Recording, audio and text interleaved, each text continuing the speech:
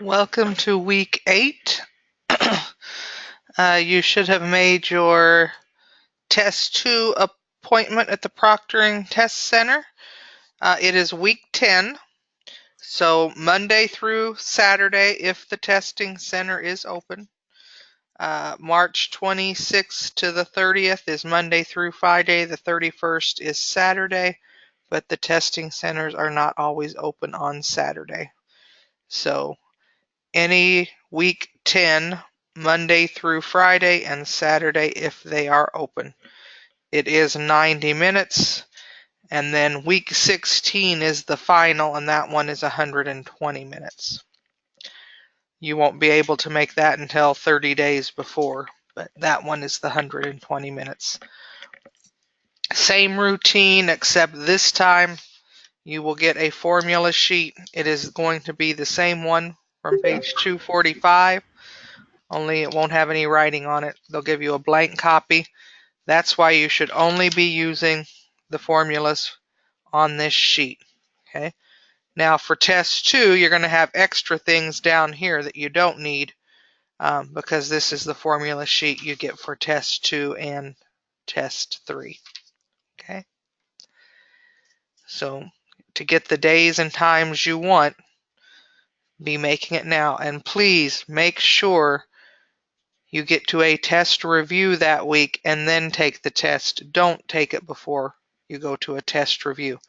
We have reviews on Monday, 1 to 2, Wednesday, 1 to 2, and then your Thursday, 12 to 1.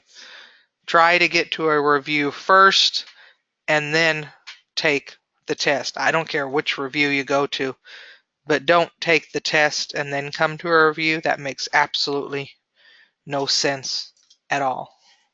Okay, so get to the review first and then to the test.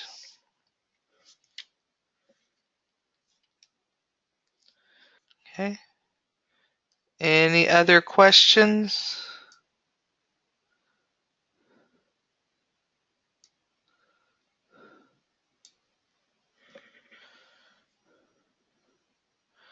Had a couple people just check in. I'm getting them on attendance.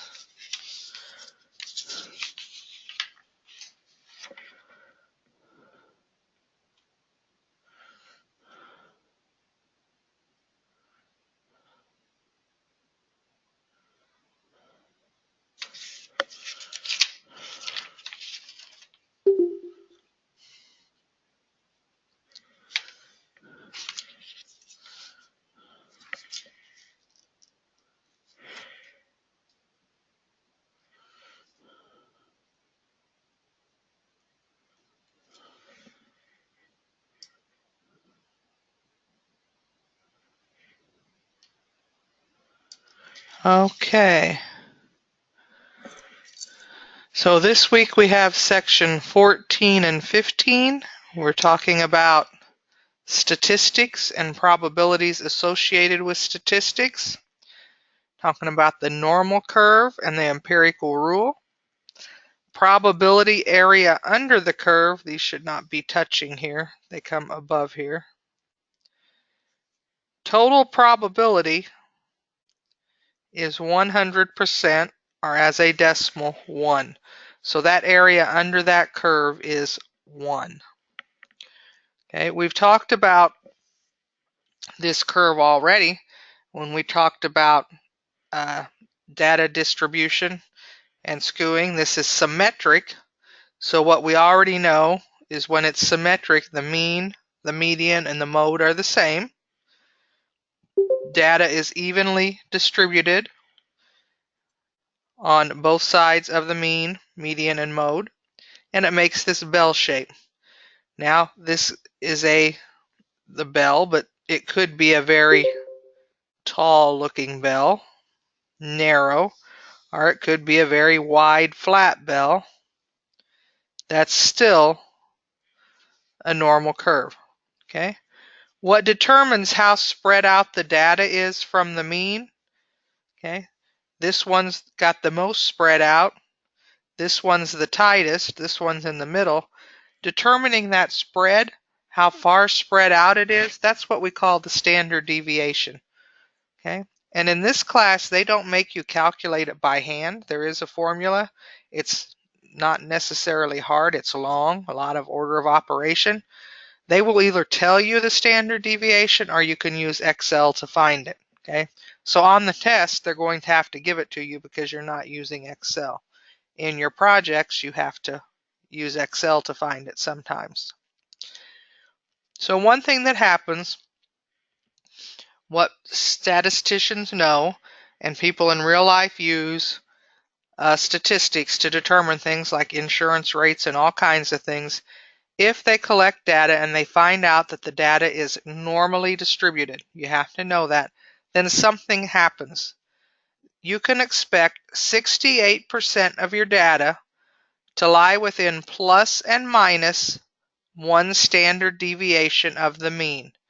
Not the number one, but whatever that standard deviation is after it's calculated, and not necessarily zero, but what from the mean, whatever the mean is, you add one standard deviation and subtract, and that's where you can expect 68% of your data to lie. And since it's symmetric, that means this partition from the mean plus one standard deviation would be 34%.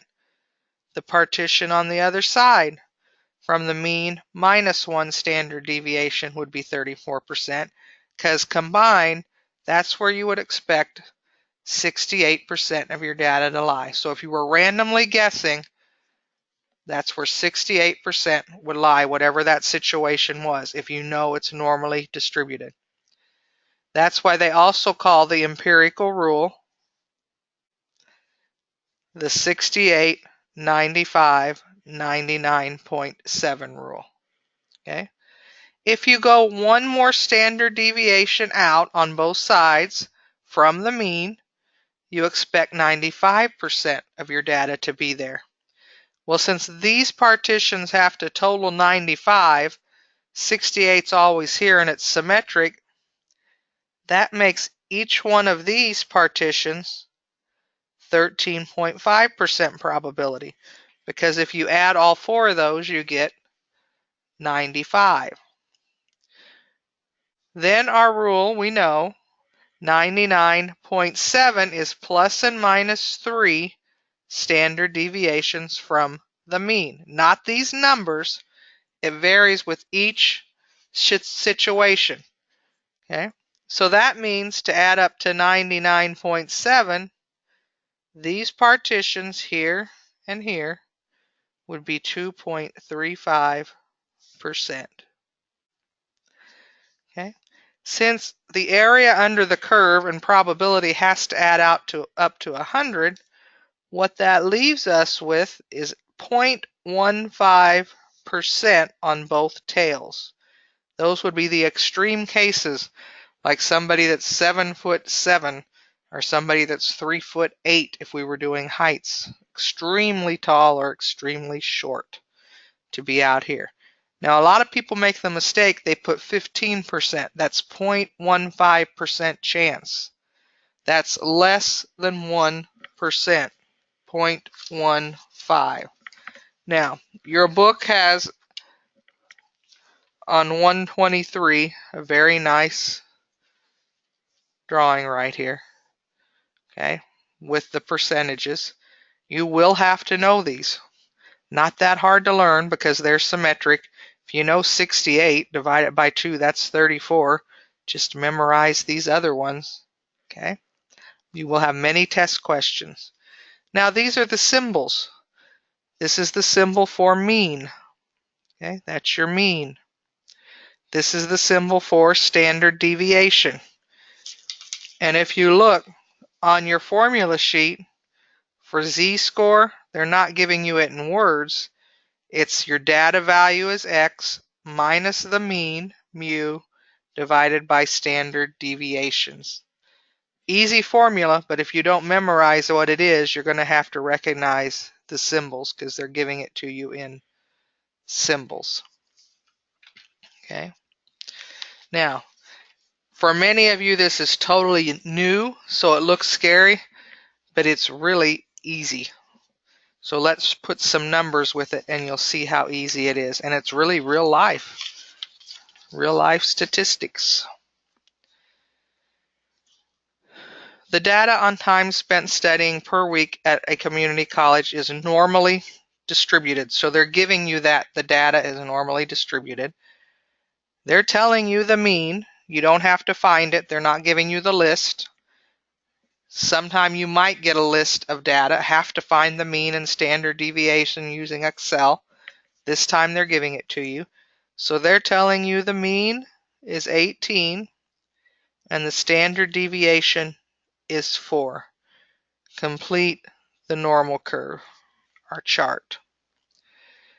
So you just start in the middle. What do we put in the middle?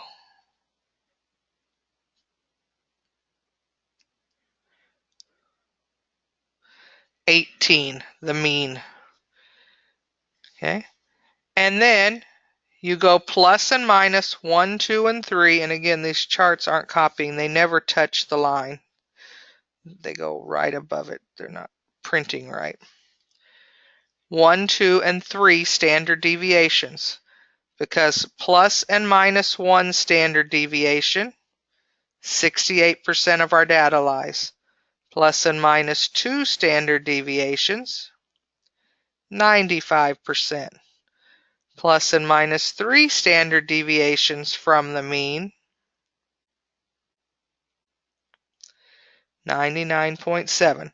That's our empirical rule. Those values never change. The data changes, but the percentages don't. Okay? So, we add 4. That's 1 standard deviation above. That gives us 22. I like to go all the way up and down just because if it's difficult numbers with percents, I can just keep putting them in my calculator, or with decimals. I add 4 again, and I add 4 again, 30. Now, 1 below would be 2 below would be 10. So I have my chart filled out. Okay. Now I also like to fill in my percentages. Okay. We know plus and minus 1 is a total of 68%, with 34 and 34%. Plus and minus 2 standard deviations is 95%. These are both 13.5%.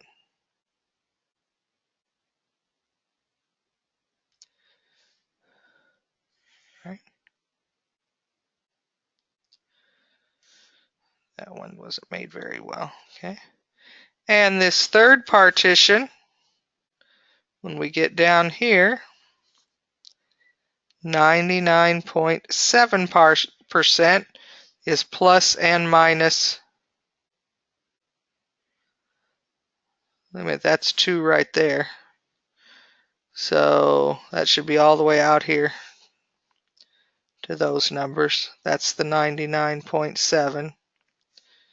That's the 1395. And that amount is the 2.35%. And then we have our 0.15 out on the tail. Okay, so now you're ready to answer the series of questions. You might not need all this. I just wanted to fill in the whole table and all the percents. You would expect 68% of the students to study what range of hours? We're ready to answer any question at this point. I filled in everything. So what is the range of hours for 68%?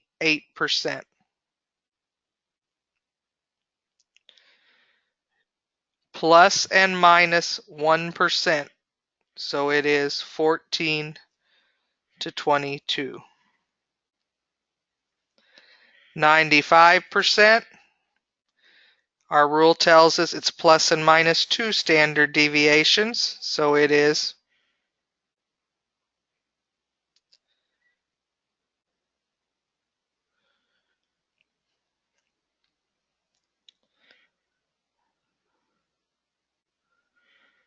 10 to 26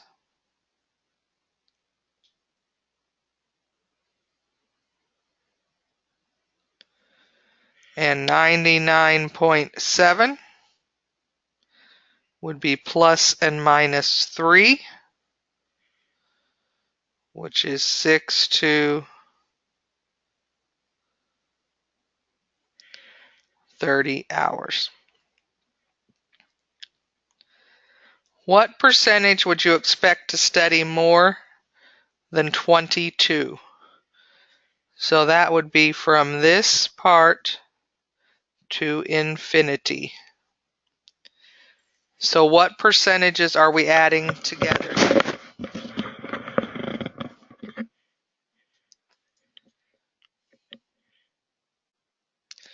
Bird's got the final answer. How'd you come up with that? We added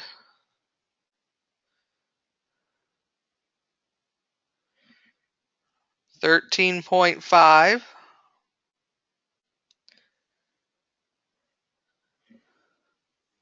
2.35,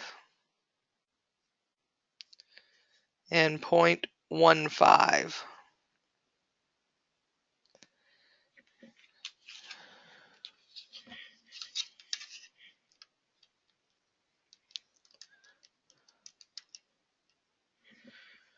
And somebody said yesterday, can I do 50, which is half of this, minus the 34? Absolutely. You get the same thing. Either way works. Okay, it's not including this part, it's from here out. And it's symmetric, so yep, each way is 50%.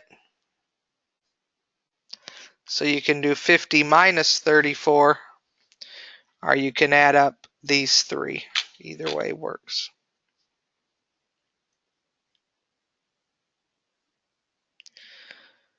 Okay.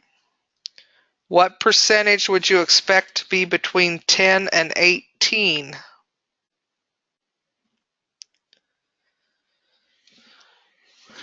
Bird says 47.5. We'd be looking at these two partitions, which are 34 plus 13.5%. She is absolutely correct.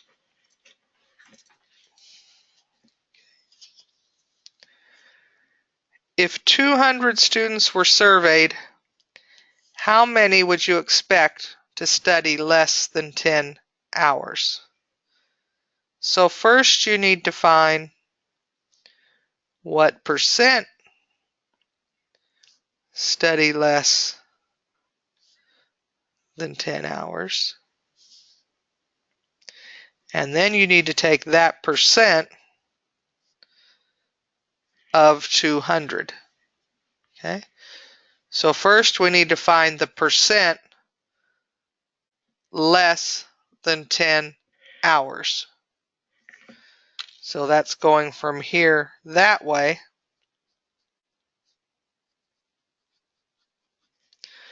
So we have the 2.35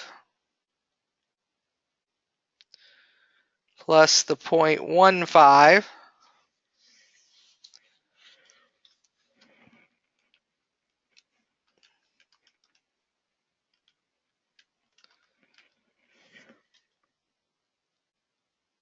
2.5%.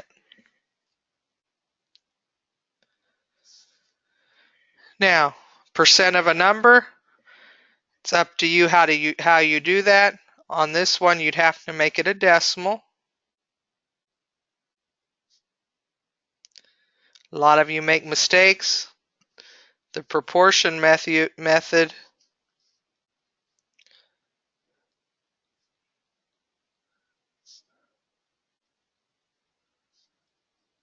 moves the decimal for you. Multiply, then divide. What this 100 is doing is moving the decimal for you. Either way, you get 5 students. Okay. Questions?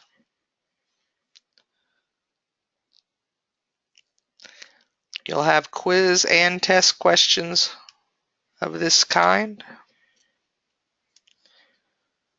Okay. Let you try one.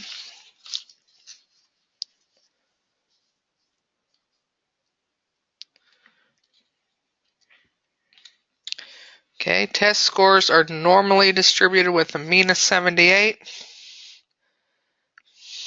And again, this should be coming up here. Should not be nearly that. Okay.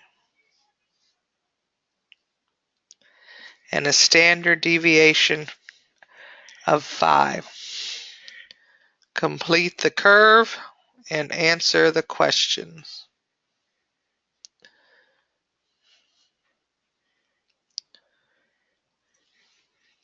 Let's hear from everybody, not just a couple of people here.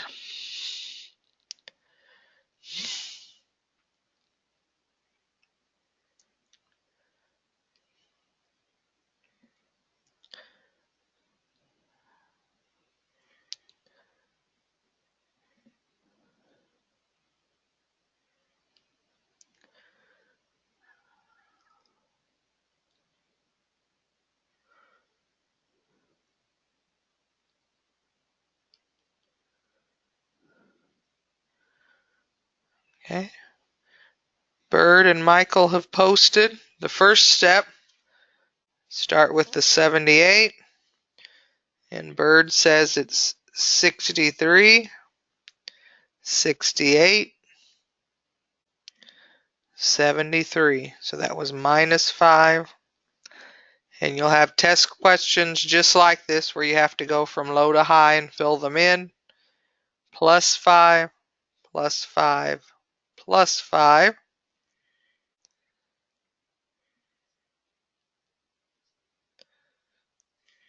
Everybody good? Okay. Then you follow the rule. Plus and -1, as Michael says, is 68. Now they didn't tell us what we were talking about. We'll just put units if this is ounces or what. We don't know if we're talking about animals or large animals, small animals, so we'll just put units. Plus and -2 standard deviations is 95%. So 68 to 88 units.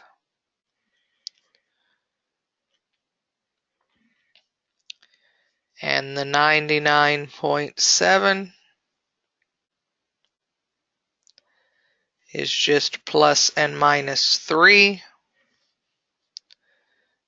There's Chris. How about Creston? We haven't heard from you. Oh, there's Patrice. Okay. What percentage of test scores would you expect to be between 68 and 83? So now it's 68 to 83. You might need your chart on 123 if you don't have them memorized. Hopefully you've got your book out or you took notes. There's your chart. Okay. So we know these are always the same percents. The data changes, the probabilities don't. And this was 13.5%. So 68%.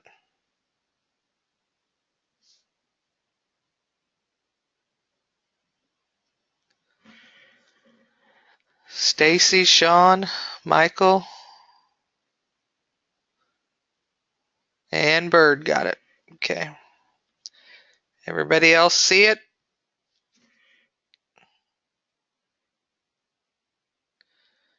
Okay. Nobody speaks anymore. I'm all alone.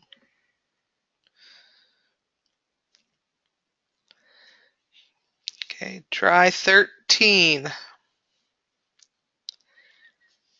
Now remember, they're asking for the number of students, so you've got two steps. First, find the probability, and then that percent of the number of students.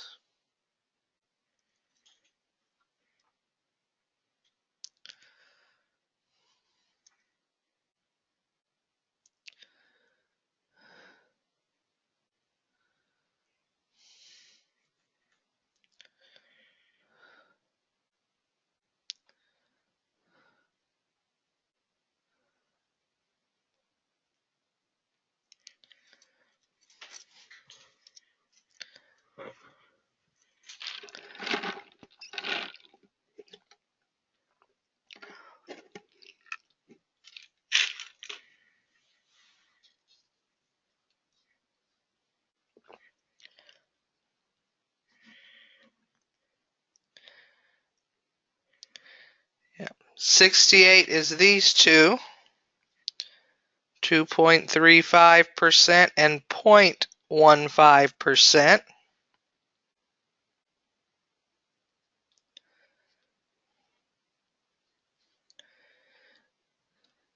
So that's 2.5% again, of, which means times 400,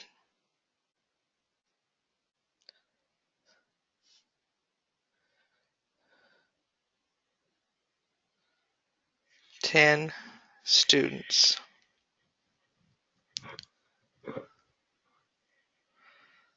Okay.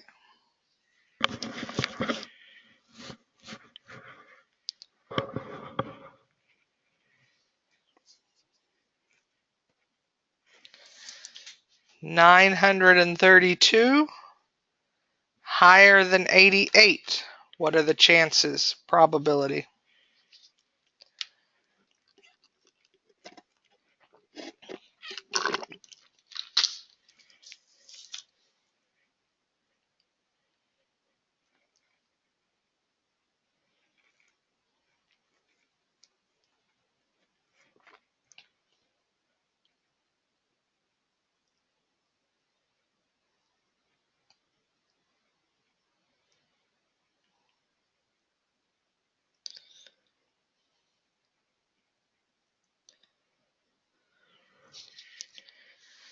Well, now we're on this end, the same probabilities,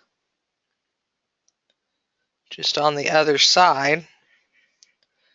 So it's 2.5% of 932.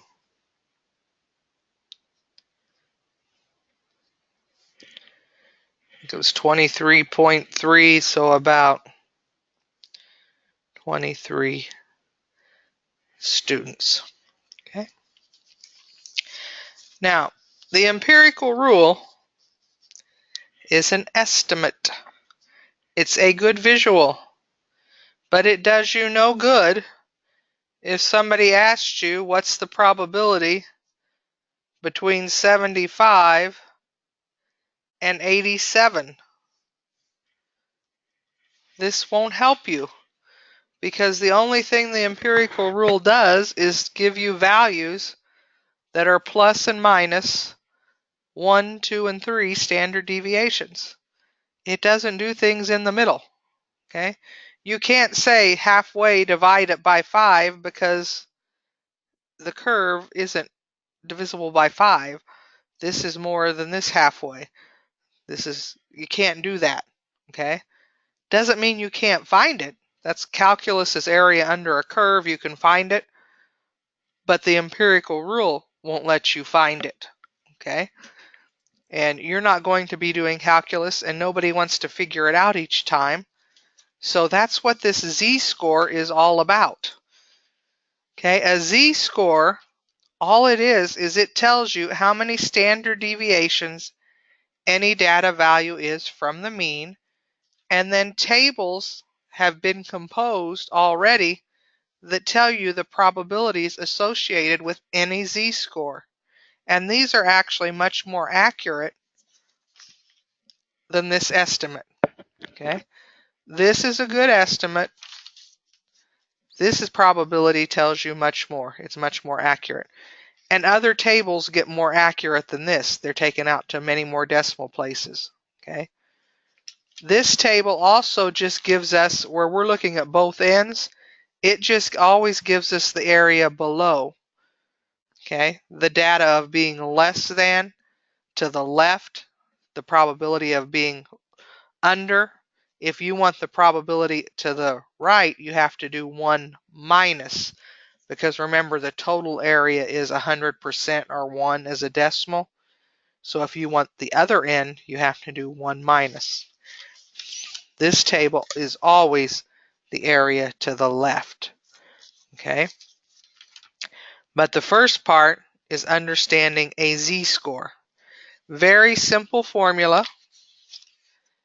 Okay? So a z-score, okay,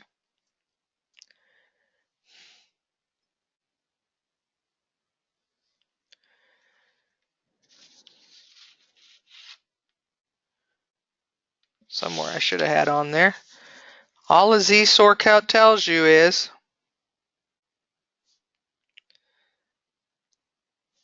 how many standard deviations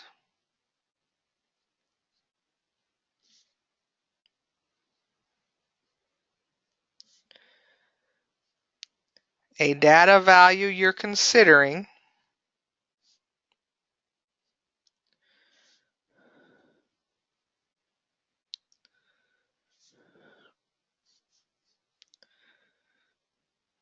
is from the mean. Okay, so if we're looking at this data right here, yeah, this is the exact thing you're getting on the test right here. Yep, so this is exactly what you're getting on the test. 83 is going to be what z-score without doing any work?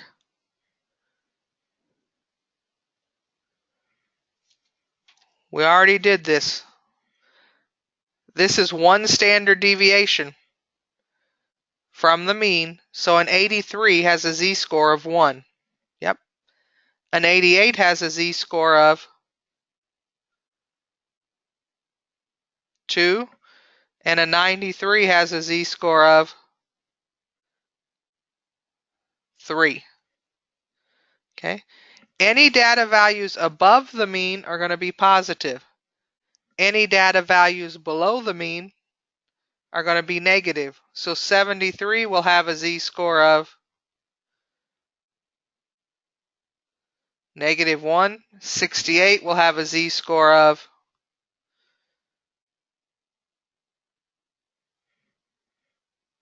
-2. 63 will be, and what would 78 be? 0. That's right. So we can check one. Z equals the data value comes first. That's the biggest mistake people make. Minus the mean. Don't forget to do that first in your calculator, and then divide by the standard deviation. And remember, what you get on the test is symbols. Okay, so that's Z. X stands for your data value, minus mu over the omega there. Okay, so we can just test one. 73 minus 78 over 5. So we get -5 over 5. So you see that it works. Okay. Now, if we take anything in between, we can find the z-score. like 75.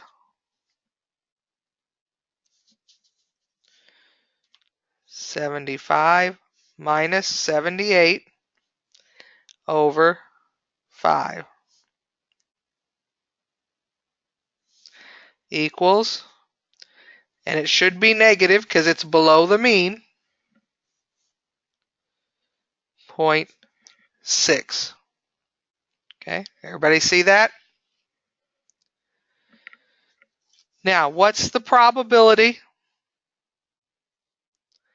of being below a 75 on the test?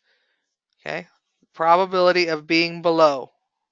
Okay, so it'd be this, this, this, and part of this, right? But you can't tell. That's where this sheet comes in. We look for negative 0.6. If it's not on here, you go to whichever one's closest. But we have a negative 0.6 right here. Here's the probability, 0.2743.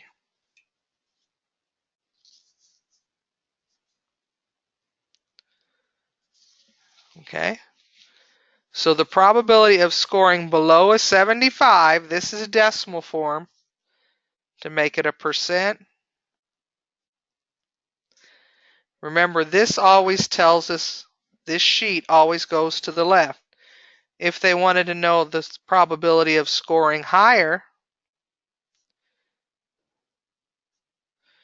this is where you have to do the 1 minus 0.2743.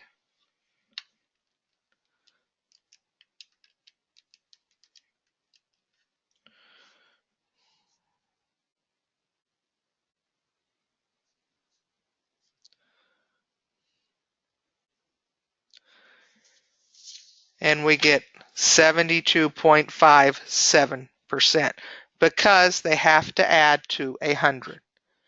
This sheet always gives us the area to the left, which would be below, shorter, less than, under. Okay?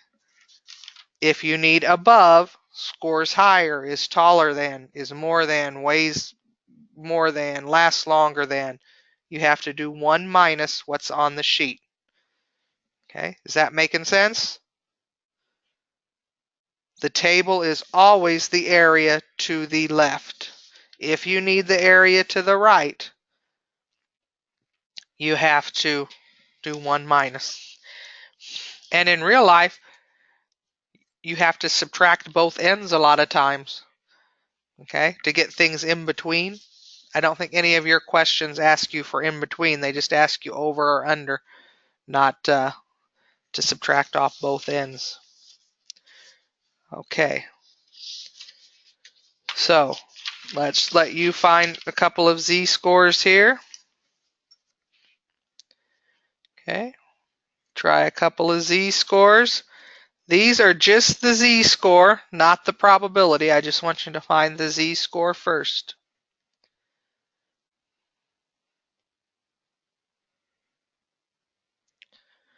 Z-score is how many standard deviations away from the mean the data point you're considering is.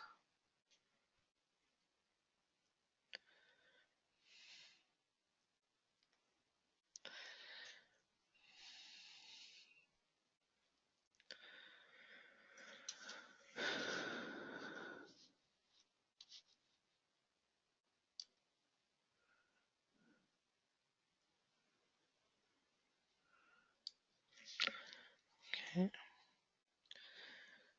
So the data value we're considering is an 86. That's the biggest mistake. People will put the mean first. But you should recognize the score you're considering is greater than the mean. You should end up with a positive z-score. So we end up with 1.5. Okay. Now we do Dora, whose score is less than the average, which is the mean. So we should get a negative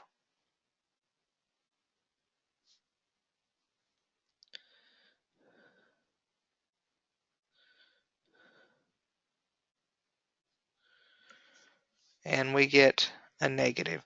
And remember, the probability we get with the yellow sheet, with the table, is going to be different than the empirical rule. The yellow sheet would be more accurate. Okay. So if a test question tells you to use the empirical rule, use it. If it tells you to use the z-score, use it, because they would be two slightly different answers. Okay. All right. Now we're going to try to find the probability. Okay. So I've already demonstrated how to do that. We're going to use these same two situations. This is Joe. We've already figured out the z-score is 1.5.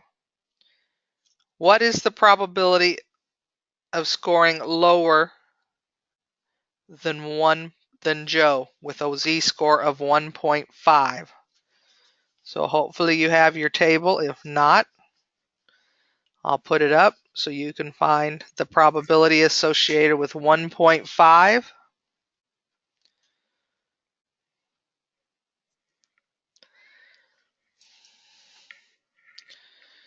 Everybody see it? 1.5 is 0.9332. And remember, that is below. Is your question want below or above? It wants below, so this is the number we want. So if you want to make that a percent, multiply by 100 or move the decimal 2 places to the right. There's a 93.32% chance of scoring lower than Joe. Okay. Now we're going to look at Dora with a z-score of -1. Okay. And the below and above have nothing to do with if this is positive or negative. It can be either one, below or above, if it's positive or negative. This could have asked you the probability of scoring above, and then we would have had to do one minus. It doesn't matter. Some people try to associate it with a positive or negative. Okay. So we look for -1.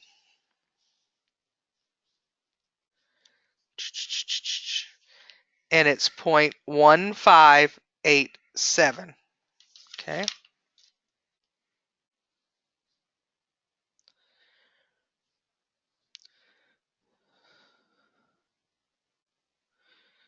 But let's look at our question. Remember, our chart always gives us the probability of below. They want to know the probability of scoring higher. So we need to do 1 minus 0.1587.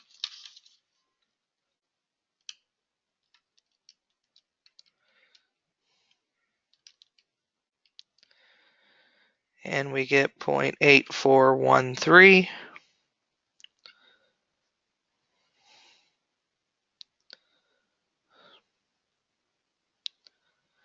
An 84.13% chance of scoring higher.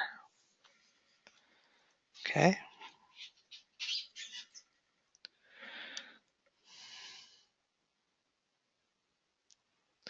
Okay, you have to determine whether it's below or above. Okay. Anytime it's above, taller, lasts longer, heavier, more than, you have to do 1 minus what's on the chart, because this chart always gives you the value below to the left. Okay. Okay, this is one on your homework. It's one on your quiz, usually on the test. The average woman's height in inches is 65 inches, so there's the mean, and a standard deviation of 3.5. Determine the z-score of a woman who is 68 inches tall, round to the nearest tenth. So the data value we're considering is x. There's the mean. There's the standard deviation. So 68 minus 65 We know it should be positive because the data value is greater than the mean.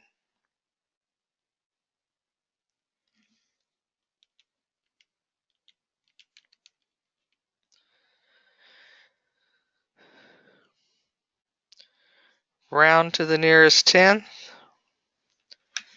we get 0.9.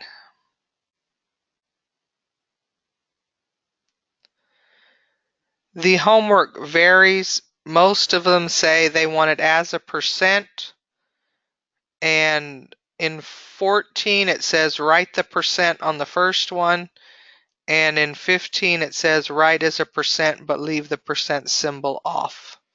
I can go over that with you. I've got it written down on the homework. As soon as we're done with this one, we'll switch to that. Okay. So now we go to the Z table and we look for 0.9 is 0.8159. 0.8159. But again, this is below, and they're asking us out of 10,000 how many would be taller. So that would be 1 minus 0.8159. There's what we're interested in, is the taller. So we have to do 1 minus 0.8159. So our probability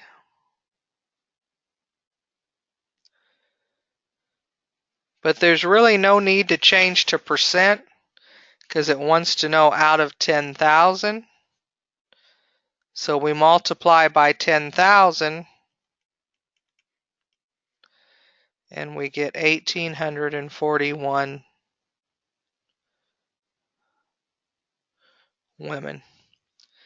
And I would put stars in your notes. It is on the quiz and usually a test question very similar. Okay?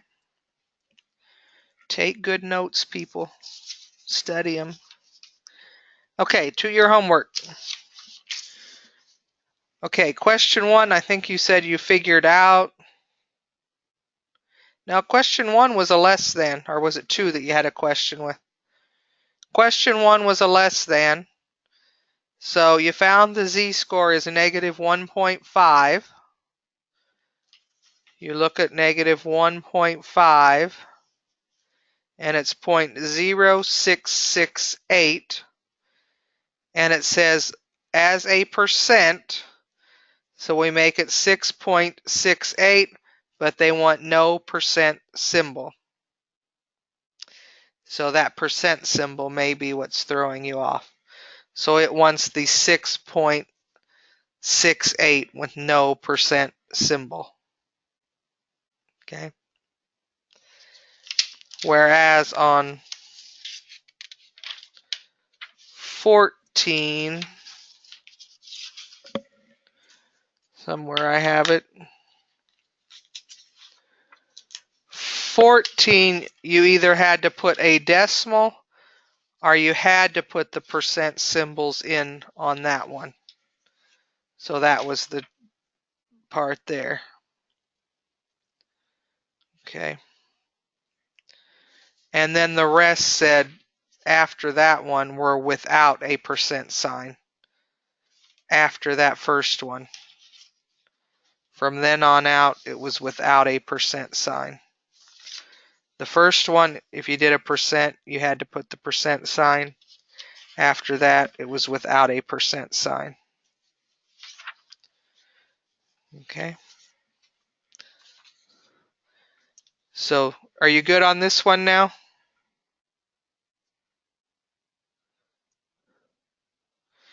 Two and 3 were the above where you had to do 1 minus.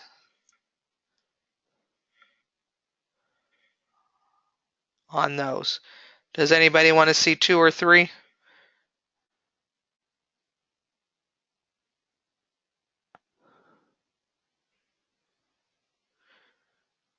And then I know I've got to get to 15, but okay. All right, let's do 3. On average, the printer uses 500 sheets of paper. So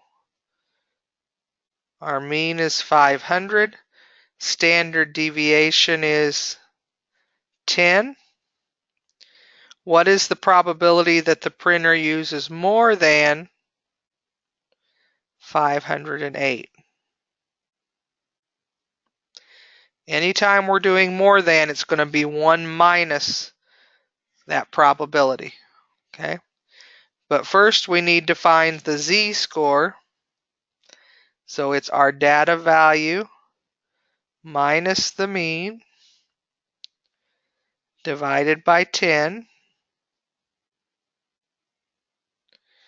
So we have 0.8.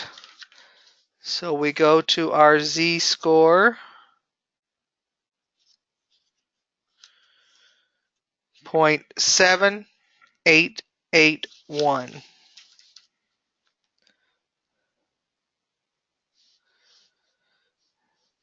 So if this is 1.8 somewhere in here, that gives me the probability to the left.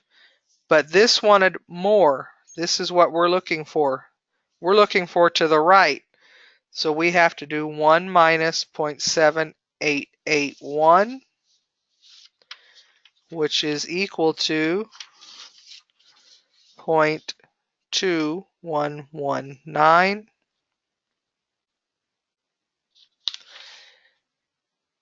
So you put in 21.19. You leave off the percent symbol when you enter it in the box. Okay.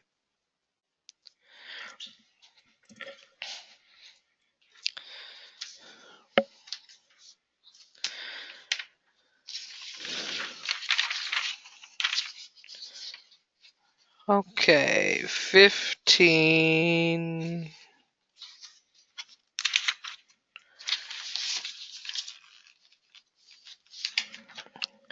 is very tricky.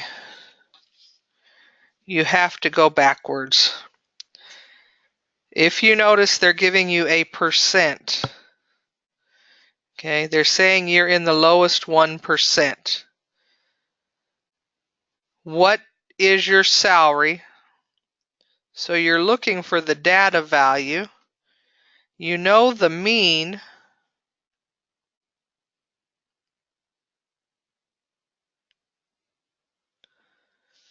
And you know the standard deviation.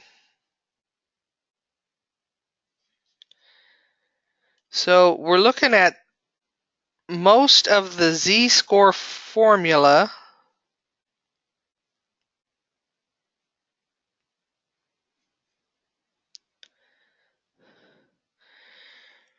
We're looking for this unknown, but we have to have a variable here because we only can have one variable to solve it. So we need to use this 1%.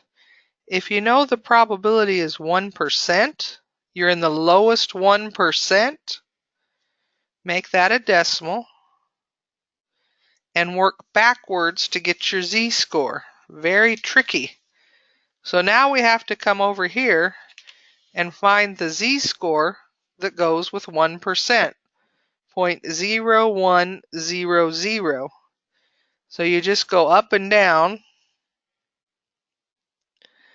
Okay, too low, too high. Which one's closer is right here. So the z-score associated with 1% is negative 2.3. So we substitute that in, and then you're ready to use good old-fashioned algebra to solve for your unknown. What undoes division? The inverse is to multiply to get rid of it. What you do to one side, you do to the other. 5,500 times negative 2.3 is negative 12,000. 650. We want X by itself, so we need to add 48,000.